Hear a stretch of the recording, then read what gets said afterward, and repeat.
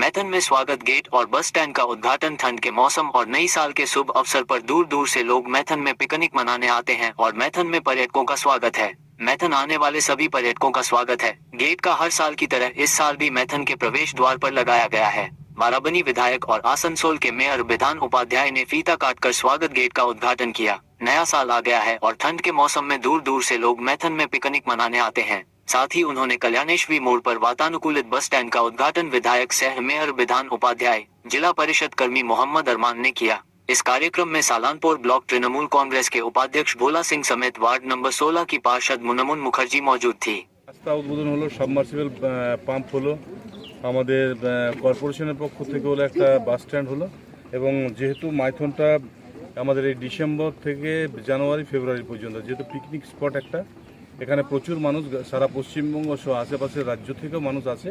তো এখানে আমাদের যারা তৃণমূল কংগ্রেসের কর্মী যারা আছে তারা এখানে সব সময় মানুষের সাথে থাকে, মানুষের পাশে থাকে এবং এই কদিন মানুষকে পাহারা দেবে।